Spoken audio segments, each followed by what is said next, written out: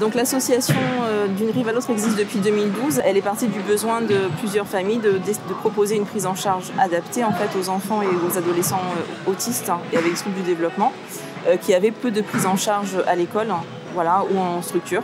Et petit à petit, on a différents services qui se sont couverts, dont les loisirs, les groupes fratries voilà, notamment, et les actions à destination des familles. Donc le projet Frères et Sœurs est né en 2016.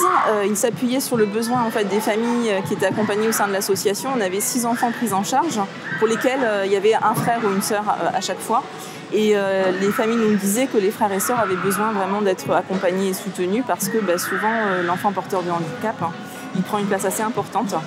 Et cette année, on a souhaité mettre vraiment la famille au centre du projet Fratrie en proposant un peu un projet, on va dire, un peu innovant dans le sens où la famille vraiment est prise en compte dans la globalité.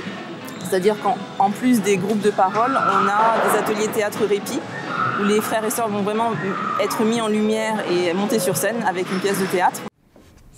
À 7 heures. Non, ils n'ont pas le temps.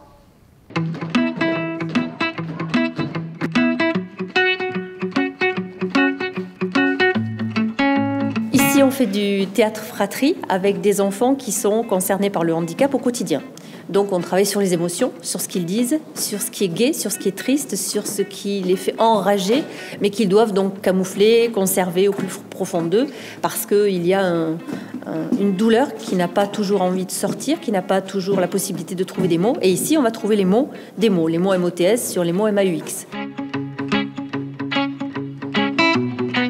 Nous sommes aujourd'hui donc dans un atelier théâtre, ce qui permet donc aux enfants de participer à des activités avec des fratries donc, qui se retrouvent sans les frères et sœurs handicapés. C'est aussi un lieu pour pouvoir exprimer ce qu'ils ressentent, ce qu'ils ont à dire. Et à la rigueur, ça va les chercher là où même ils n'ont pas forcément idée de ce qu'ils vraiment ils ressentent, si c'est de la colère, de la peur, de la tristesse. Et je pense que ça va les titiller là où ça fait mal. Ce qui est très important également, donc, c'est que les enfants intègrent, apprennent grâce à cette association, mais qu'il y a d'autres enfants dans la même situation qu'eux, qui ne sont pas les seuls à vivre une situation qui est quand même difficile au sein de la famille, qui est difficile pour eux à vivre au quotidien. Ils se font des copains, des copines qui vivent également le même genre de problème. On fait du théâtre pour nous ou pour nos sœurs des fois. On fait du théâtre, c'est très bien. On apprend plein de choses. On est super important. Tous ces moments de répit réunis, en fait, l'idée c'est vraiment de leur permettre d'être mis en lumière et que ces jeunes aidants puissent avant tout rester des enfants parce que avant d'être des aidants, ce sont des enfants. Voilà, et ça c'est important.